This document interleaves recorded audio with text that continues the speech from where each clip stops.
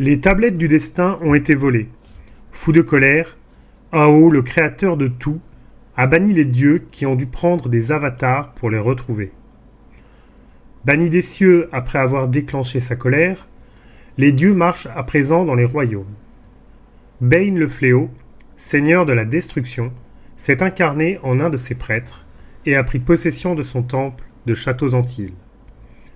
Pendant ce temps, Mystra, la déesse de la magie, a donné sa puissance à minuit. Mais cet art est devenu instable, et ceux qui s'y adonnent déclenchent des catastrophes. En quête de réponse, la jeune magicienne continue sa route vers la cité d'Arabelle. Kelemvor arpentait les rues d'Arabelle, sans jamais perdre de vue les grands murs qui protégeaient la ville des invasions. Sans doute, c'était la sécurité. Mais pour un guerrier, ce n'était guère plus plaisant que les barreaux d'une cage. Les passants affairés, spectacle obligé d'une cité commerciale, lui donnaient le tournis. Ces gens avaient survécu à de récentes épreuves. Mais la survie ne suffisait pas quand l'esprit de tout un peuple avait été brisé. Il perçut la clameur d'une rixe. Les cris, le bruit mat des coups sur des côtes de mailles, rien que de très ordinaire. Peut-être un guet-apens destiné à attirer quelques voyageurs isolés pour lui ouvrir le crâne et s'emparer de sa bourse. Le fracas mourut, comme les combattants sans doute. Kelemvor observa que personne n'avait réagi autour de lui. Un simple vol. Une affaire banale. D'une certaine façon, il en fut soulagé, car rien dans Arabelle, pour ne pas dire dans la totalité des royaumes, n'était désormais banal. Depuis l'avènement, comme on l'appelait de plus en plus, on ne pouvait même plus se fier à la magie. Il pensa au changement dont il avait été témoin en 2 semaines. La nuit où les dieux avaient envahi le monde, un proche allié de Kelemvor gisait dans ses appartements suite à une escarmouche contre une bande de gobelins errants. L'homme de l'art avait essayé de guérir le blessé au moyen de la magie, mais le guerrier et le guérisseur avaient péri ensemble dans les flammes d'une boule de feu surgie de nulle part. Des jours plus tard, après que les survivants de la destruction du temple de Tymora se furent regroupés, la déesse en personne à leur tête, l'Église avait officiellement décliné toute responsabilité pour les actes du clerc et l'avait stigmatisé de s'être attiré les foudres des divinités. Puis les horreurs se succédèrent. Un beau matin, le boucher local s'enfuit de son échoppe en hurlant, les carcasses congelées s'étant brusquement animées, assoiffées de vengeance. Un mage, qui tenta un simple tour de lévitation, en perdit le contrôle et s'éleva malgré lui dans les airs. Sa minuscule silhouette disparut vite et on ne le revut jamais. Un autre mage invoqua une sphère de lumière et se retrouva prisonnier du globe. L'avait-il invoqué à dessein ou accidentellement ? Jamais on ne le sut. Les autres magiciens ne réussirent pas à aider leur frère. La sphère se désintégra au bout d'1 semaine, une fois le mage mort de soif. À en croire les récits des voyageurs venus s'abriter dans la mégalopole fortifiée, Arabelle n'était pas la seule cité livrée ainsi au chaos.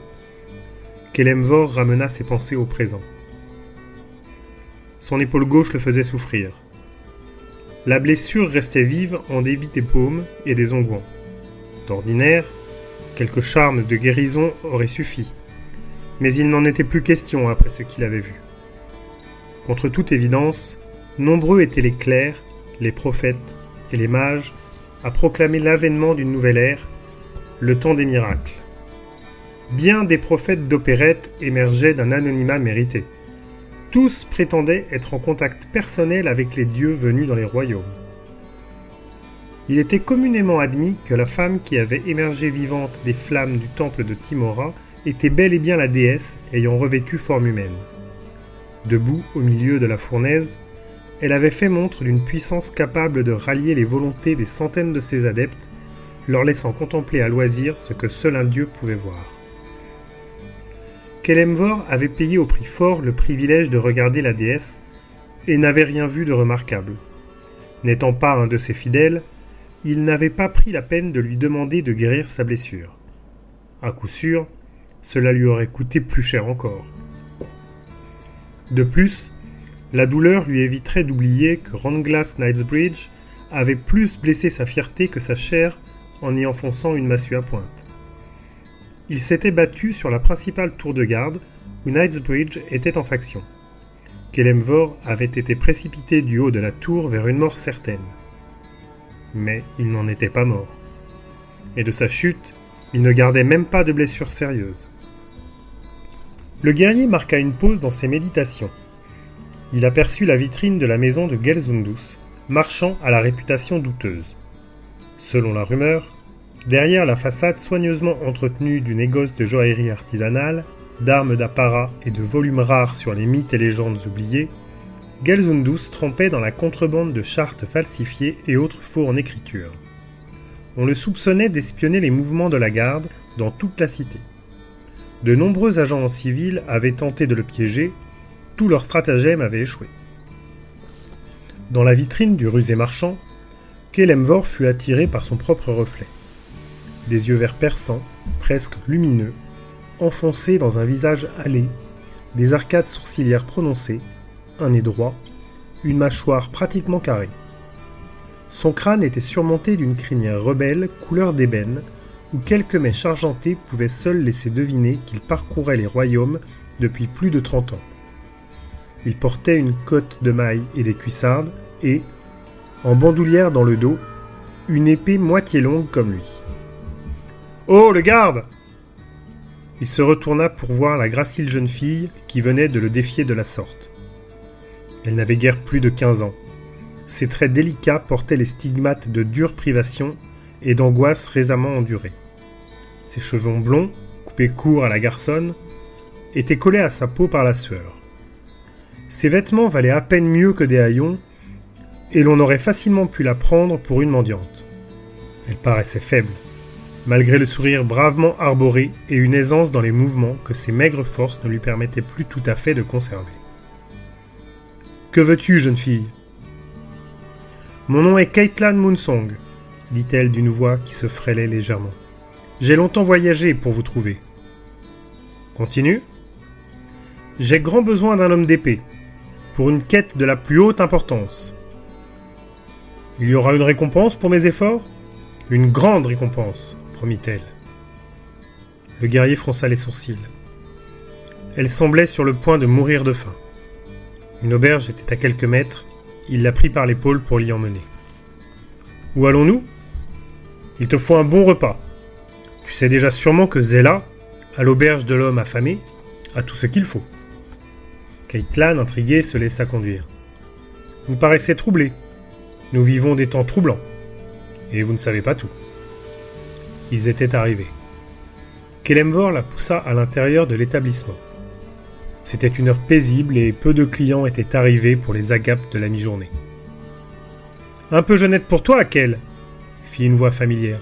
« Mais j'ai dans l'idée que tes intentions sont honorables. » Venant de n'importe qui d'autre, la remarque aurait suscité une violente réaction, mais formulée par la femme d'âge mûr qui avançait à leur rencontre, elle fit sourire Kelemvor.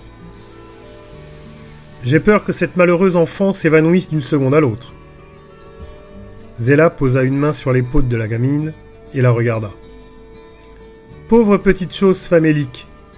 J'ai justement ce qu'il faut pour mettre un peu de chair sur ses os. Un instant, et tout sera prêt. » Keitlan Moonsong regarda la vieille femme s'éloigner, puis reporta son attention sur l'homme debout à son côté. Il semblait replongé dans les pensées qui le tourmentaient. Keitlan savait à quel point il importait de bien choisir son champion. Elle plongea la main dans sa poche et en sortit la gemme couleur de sang. Elle la dissimula dans la paume de sa main et prit celle de Kelemvor. Il y eut un éclair de pure lumière sanguine et elle sentit la pierre entamer sa chair au moment où elle égratignait la peau du combattant. Kelemvor quitta la table d'un bond. Il s'écarta d'elle, l'épée sortit du fourreau prêt à frapper. Mais la voix de Zela résonna à quelques tablées de là. « Kelemvor, retiens ton bras. Elle ne te veut pas de mal. »« Votre passé est un livre ouvert pour moi, » dit Keitlan d'une voix douce. Kelemvor baissa le regard sur elle. La rage l'avait pris à ces mots. Elle tenait la gemme rougeoyante dans ses paumes, ouverte, et semblait posséder. Lentement, il baissa sa garde. Vous étiez en mission, des jours et des nuits interminables d'attente et de tromperie. Myrminlal, régente d'Arabelle, craignait qu'un espion se soit infiltré en son sein. Elle chargea Evan Stralana, ministre de la Défense, de recruter des mercenaires pour infiltrer la garde de la cité et tenter de dénicher le traître. Zela posa le plateau de victuailles devant Caitlin. La fillette n'y jeta même pas un regard, comme si la voix qui s'exprimait par sa bouche mobilisait toutes ses forces. « Quelle sorcerie est-ce là ?» s'indigna Kelemvor à l'adresse de la tenancière. « Je n'en sais rien. »« Alors pourquoi m'avoir arrêté ?» Zela plissa le front. « Au cas où tu l'aurais oublié, le sang n'a jamais été versé dans mon établissement. Tant que je serai vivante, cela n'arrivera pas. Qui plus est, ce n'est qu'une enfant. » Le guerrier se renfrogna quand Caitlin poursuivit. « Le ministre de la Défense vous a contacté, ainsi qu'un homme dénommé Cyric. Vous étiez nouveau venu dans la ville, unique survivant d'une tentative manquée de récupérer un objet connu sous le nom d'Anneau de l'Hiver. On redoutait un complot visant à la ruine d'Arabelle par le sabotage des routes commerçantes. Avec l'aide de Cyric, vous avez trouvé le traître, mais il vous a faussé compagnie et la ville est maintenant ravagée par la méfiance. Tu te crois responsable de cela, et tu travailles dur comme garde ordinaire, laissant en jachère tes talents d'aventurier. » La gemme cessa de palpiter, reprenant l'apparence d'une pierre quelconque. Caitlin reprit son souffle. Kelemvor se souvint de la créature de glace qui montait la garde près de l'anneau de l'hiver. Il n'avait rien fait quand elle avait littéralement gelé le sang de ses compagnons dans leurs veines. Leur hurlement avait cessé quand la glace avait atteint leur gorge. Leur agonie lui avait laissé, ainsi qu'à Cyric, le temps d'en sortir indemne. C'était lui, Kelemvor, qui avait eu connaissance de l'anneau et qui avait organisé l'expédition, même s'il s'en était remis à la volonté d'un autre pour les guider. « Mais talons d'aventurier !» fit-il, méprisant. « Des hommes en sont morts, des hommes braves !»« Des hommes meurent chaque jour, Kelemvor. N'en est-il pas préférable de mourir les poches pleines d'or, ou au moins d'essayer ?» Il regaina son épée et reprit place à la table. « Comment lis-tu dans mes pensées les plus secrètes ?» Caitlin secoua la tête. « Je ne suis pas magicienne. Cette pierre, cette gemme était un présent, mais la seule parcelle de magie que je possédais. Maintenant je suis à ta merci, bon Kelemvor. Je m'excuse de ce que j'ai fait, mais il me fallait savoir si tu étais un homme honorable. » Le guerrier s'adossa à sa chaise. « Ton repas refroidit. » Caitlin l'ignora, même si sa faim était visible. « Je suis ici pour te faire une offre, Kelemvor. Une offre d'aventure et de danger, de richesse incroyable. Toute l'excitation dont tu as rêvé ces dernières semaines. Aimerais-tu entendre ce que j'ai à proposer ? Que sais-tu d'autre à mon sujet ? Ta pierre t'en a dit davantage ? Qu'y a-t-il d'autre à savoir ? Tu n'as pas répondu à ma question. Tu n'as pas répondu à la mienne. » Kelemvor sourit. « Parle-moi de ta quête. »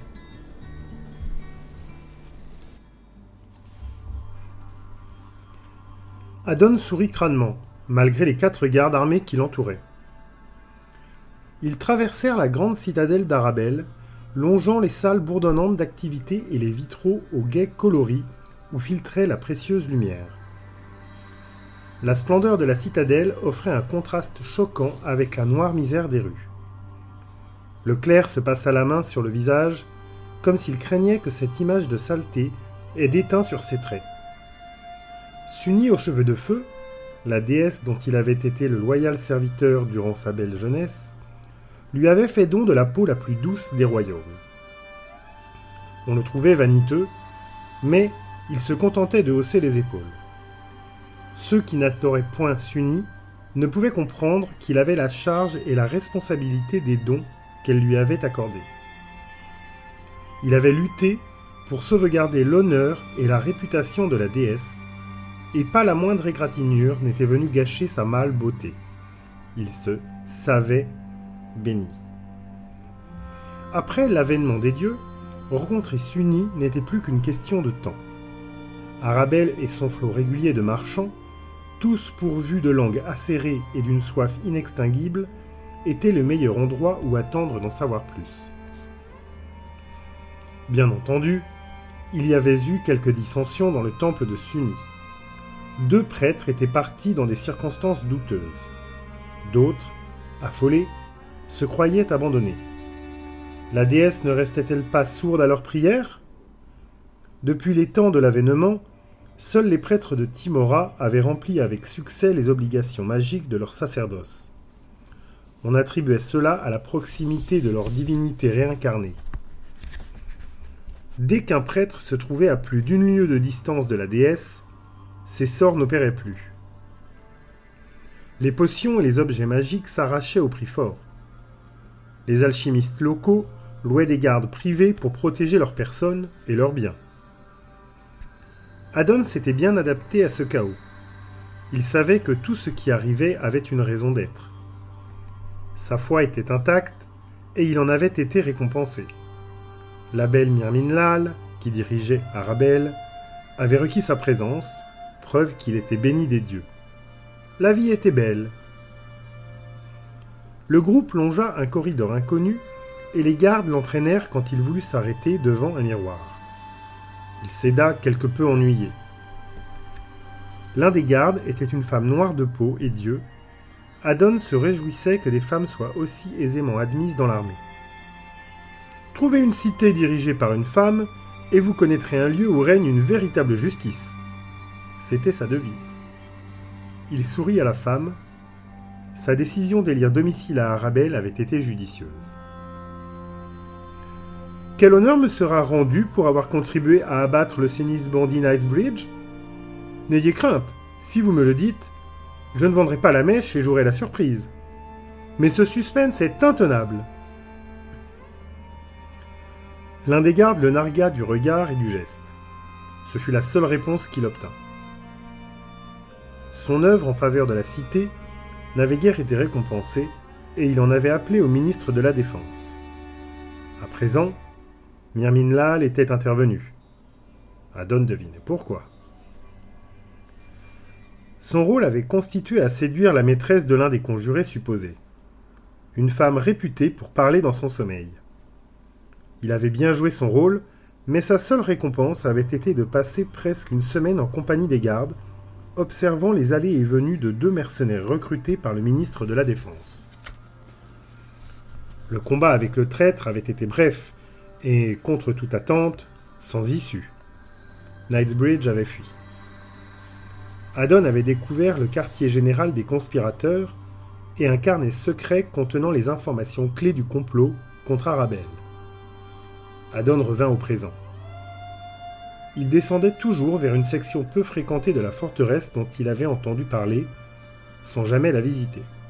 « Vous êtes sûr que notre maîtresse veut me rencontrer en ces lieux et non dans les appartements royaux ?» Aucune réponse. La lumière se fit rare et précieuse. Des rats filaient quelque part entre eux. Derrière résonna le claquement mat des portes massives qu'on refermait. L'écho retentit dans le silence. La chaleur des torches dans son dos le rendit nerveux. Le seul bruit perceptible était le martèlement sourd de leurs pas. Des épaules massives lui masquaient la vue, mais il commençait à deviner ce qui se préparait. En prison ! Ces bouffons me conduisent en prison ! Il fut brutalement agrippé et projeté en avant. Son corps mince et musculeux absorba l'impact de la chute. Il fit une roulade et se mit en position de combat juste à temps pour entendre se refermer une porte d'acier. L'art de l'autodéfense, si durement acquis dans sa jeunesse, l'aurait sauvé s'il s'était tenu sur ses gardes. Il se maudit de s'être si facilement dessaisi de son marteau de guerre et voit sa vanité aux gémonies. Ces gredins étaient les créatures de Knightsbridge. Ses camarades, Kelemvor et Cyric, n'allaient pas tarder à le rejoindre. « Quels imbéciles nous avons été !» se dit-il. « Comment avons-nous pu croire que la menace était écartée pour avoir simplement chassé un homme ?» La pénombre régnait. Il épousseta ses vêtements. Il avait choisi ses soies favorites et un mouchoir tissé d'or, au cas où la dame fondrait en larmes quand il accepterait sa proposition et deviendrait prince consort. Ses bottes brillaient. Le plus petit rayon de lumière s'y reflétait, en dépit des saletés qu'il avait foulées en chemin. « Je suis un imbécile !» déclara-t-il dans l'obscurité. « On dirait bien !» fit une voix de femme derrière lui. « Mais nous avons tous nos points faibles. » Il entendit le raclement du silex, et une torche illumina une beauté aux cheveux d'ébène. Myrmine Laal. Dans ses yeux scintillaient des éclairs qui semblaient danser pour célébrer sa beauté.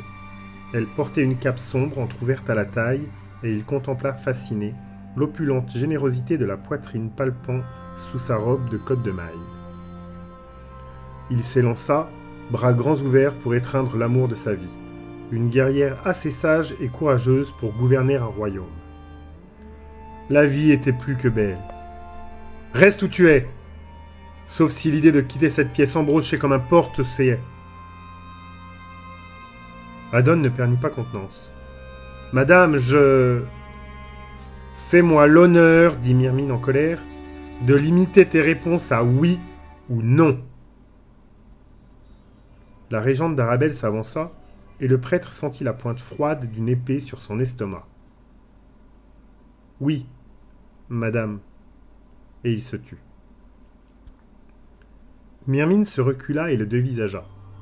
« Tu es beau. » Elle était généreuse, à la vérité, d'affirmer cela. Une bouche un brin trop grande, un nez pas vraiment parfait et une mâchoire décidément trop anguleuse venaient gâcher le tableau.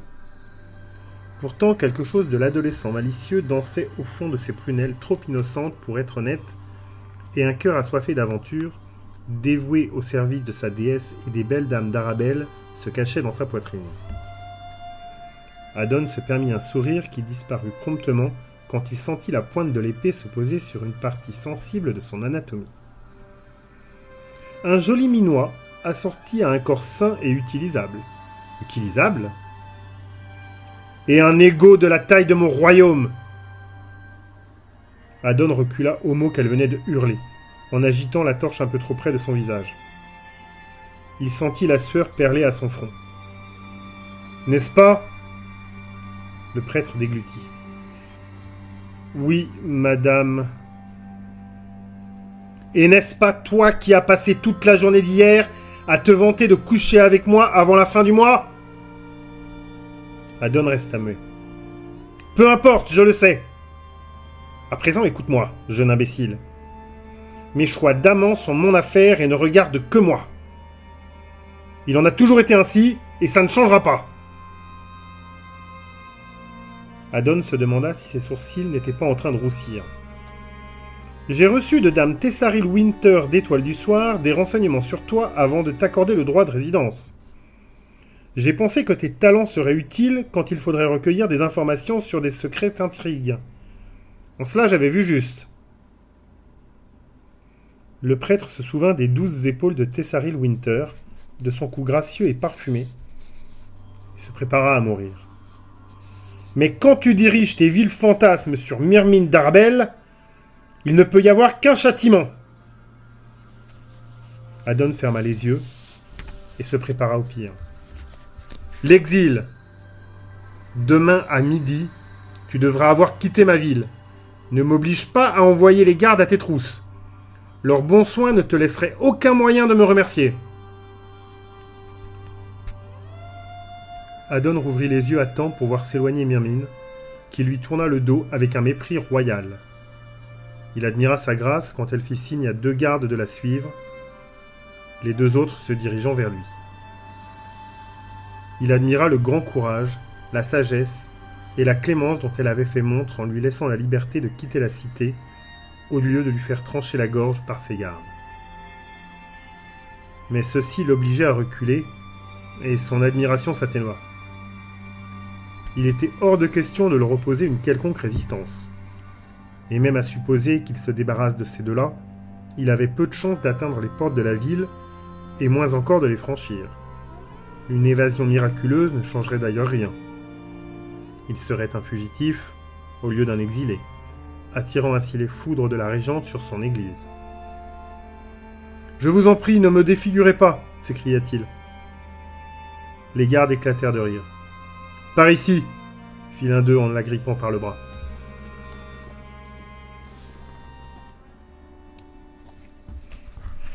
Cyric, de guerre lasse, s'en retournait à l'auberge du Loup Nocturne. Il avait décidé d'enterrer son ancienne vie une fois pour toutes, mais continuer de résoler et d'agir en voleur. Ce n'était qu'au plus fort de la bataille, quand son instinct de survie exigeait toute sa concentration, qu'il avait la force de résister à l'attrait du chapardage. Vieux réflexe de cette époque, alors que tombait la nuit, il empruntait l'escalier de secours faiblement éclairé pour regagner sa chambre. Seul un observateur avisé aurait été capable de détecter les mouvements de la mince silhouette aux cheveux courts qui évoluait gracieusement dans l'obscurité. Les événements récents l'inquiétaient. Il était venu à Arabelle pour refaire sa vie. Pourtant, il avait dû en appeler à ses talents de voleur pour démasquer Knightsbridge. Il avait passé les derniers jours à remplir les fonctions d'un simple garde, une bien déprimante récompense. Le butin promis par Evon Stralana avait été diminué de moitié après la fuite de Knightsbridge. Stralana les avait contactés, lui et Kelemvor, parce qu'ils étaient des marginaux, nouveaux venus dans la ville et probablement inconnus des conspirateurs. Cyric n'avait aucune intention sérieuse de se joindre à la garde d'Arabelle, mais Stralana l'avait exigé, insistant sur l'existence d'un contrat qui prouverait sa qualité et détournerait les soupçons des traîtres infiltrés dans le régiment. Ce contrat dûment contresigné avait force de loi. Quand la crise était survenue, Stralana l'avait sonné de remplir ses fonctions. Arabelle allait avoir besoin de tous ses soldats. Les défenses de la cité, autrefois puissantes grâce à la magie, n'étaient plus fiables. Les autorités étaient allées jusqu'à mobiliser des civils. Cyric comptait sur une bonne vieille hache et un bon vieux couteau, sur la force de son bras et sur son ingéniosité pour le tirer d'affaire. Ceux qui se fiaient uniquement à la magie se faisaient rares ces temps-ci. La présence des dieux dans les royaumes avait quelque chose de déprimant pour Cyric. Sur un défi de Kelemvor, son compagnon d'infortune dans le fiasco Knightsbridge, il s'était rendu au temple dévasté de Tymora et avait payé pour jouir de la vue de la toute nouvelle déité. S'il s'était promis de vivre la chose avec détachement, la déesse avait vu clair dans son jeu. « Tu ne crois pas en moi ?» avait déclaré Tymora. « Je crois ce que je vois », avait-il répondu sans se démonter. « Si vous êtes une déesse, quel besoin avez-vous de mon or ?» Elle l'avait toisé, avant de se détourner et de lever une main manucurée pour clore l'entretien. En partant, il avait délesté 3 prêtres de Tymora de leur bourse, puis reversé l'argent l'après-midi même à une mission charitable. Le plus angoissant, c'était la multiplication de petits signes prouvant qu'il y avait quelque chose de pourri dans les royaumes. Il émergea de ses rêveries au coin d'un corridor. Un jeune couple, surpris, sursauta. L'homme était le fils d'un garde. La fille devait être la catin que le père lui avait défendu de revoir. Il fit mine de pas le reconnaître, mais enregistra les vagues de peur qui émanaient du jeune homme. Cyric envia leur passion. Rien dans sa vie depuis bien longtemps n'avait éveillé en lui de sentiments aussi forts, pour le meilleur ou pour le pire. « Réveille-toi, l'homme !» songea-t-il. « C'est la vie que tu as choisie. » « Ou la vie que le destin t'a choisie, » corrigea-t-il. Il entra dans sa chambre, en poussant la porte de tout son poids. Quelqu'un frappa au mur en signe de protestation. Personne ne se cachait derrière la porte, c'était déjà un bon point. Il entra prestement, referma le battant de bois d'un coup de pied et roula sur le lit, prêt à dégainer son épée courte pour affronter l'embuscade. Il n'y avait personne. Il bondit du lit et ouvrit la porte de la pièce attenante d'un autre coup de pied, guettant le cri de surprise de quelconque invisible attaquant. Lui était truqué et tombait comme un pan de vie. toujours personne. Il caressa l'idée de remettre la porte en place, mais décida que cela attendrait. Il vérifia les armes qu'il avait cachées dans les recoins, sa hachette, ses dagues, l'arc, les flèches et le manteau de voyage n'avaient pas été dérangés. Il s'assura que le cheveu témoin, à l'encadrement de la fenêtre, n'avait pas été sectionné. Il se détendit encore un peu. C'est alors qu'il remarqua la vague forme humaine qui se découpait derrière la fenêtre. Celle-ci implosa. Il n'eut que le temps de se jeter en arrière pour éviter la rafale d'éclats qui s'abattirent dans la pièce. Il entendit son agresseur atterrir sur le sol et l'imagina tapi dans la pièce au-dessus, peu avant son arrivée, à l'affût du moindre bruit. Il se maudit de s'être enfermé dans une routine. L'autre avait dû observer ses allées et venues des jours durant. Un léger souffle d'air l'avertit du danger. Il esquiva de peu un coup de couteau dans le dos, en plongeant sur sa gauche. Sans se retourner, il expédia un coude dans le visage de l'ennemi, puis sauta derrière le lit, l'épée courte en main, face à la fenêtre fracassée. Personne dans la pièce. Il nota la corde accrochée à la fenêtre qui oscillait comme un pendule. Un autre souffle d'air, il réagit instantanément. Une dague se matérialisa dans le mur, à quelques centimètres de sa tête. Invisibilité, nota-t-il calmement. Et pourtant ça ne collait pas. L'invisibilité marchait tant que l'on n'attaquait pas. Dans ce cas, l'adversaire était devenu invisible en attaquant. Cyric savait qu'il avait peu de chances de s'en tirer vivant. Il eut un large sourire. Le voleur se déplaçait rapidement en faisant des moulinets avec son couteau et en changeant continuellement de direction. De sa main libre, Cyric attrapait des objets et les lançait au hasard. La pointe du couvre-lit bougea légèrement et un fil s'éleva dans les airs, sans doute arraché au pourpoint de l'assassin. Cyric s'éloigna un peu et se mit en position de défense. L'assaillant était grand. Cyric lança une main et sentit ses doigts se refermer sur un bras. Il fit basculer l'homme par-dessus son épaule et entendit un couteau ricocher sur le sol avant de se matérialiser. Il immobilisa le voleur d'un genou sur la gorge, un couteau prêt à le trancher. « Montre-toi !» ordonna-t-il. « Attends !» fit une voix assourdie. « Quoi ?»« Attends que le charme se dissipe. Ça prend un petit moment quand je cesse d'attaquer. » Tout ce qui a rapport à la magie est un brin bizarre ces jours-ci, tu sais. Cyric fronça les sourcils. Cette voix, elle lui était familière. Quand l'homme redevint visible, le voleur vit que son visage était masqué par un étrange tissu renforcé de mailles d'acier. Autre détail, il portait une pierre précieuse bleue à l'annulaire. Cyric le démasqua. Marek ! Après toutes ces années ! L'homme se mit à rire de bon cœur. Toujours irascible, Cyric, même avec ton mentor. Le voleur resserra sa prise, et Marek fixa le plafond. Jeune imbécile, fit-il d'une voix étranglée. Si j'avais voulu t'ôter la vie, il y a des jours que tu aurais rendu ton dernier soupir. Je voulais simplement m'assurer que tu n'étais pas rouillé, et encore digne de mes enseignements. Il grimaça. Une lubie de vieux fou, si tu veux. Pourquoi devrais-je te croire, toi, le maître du mensonge ? Marek laissa échapper un sifflement. Crois ce qu'il te plaît. La guilde des voleurs souhaite que tu reprennes ta place, qui te revient de droit. Cyric ne put empêcher un large sourire de s'épanouir sur ses lèvres. Tu y as songé, toi aussi, conclut-il avec satisfaction. Je t'ai observé, bon Cyric. La vie que tu mènes, un chien n'en voudrait même pas. Elle vaut mieux que rien. Pas pour quelqu'un de ta classe.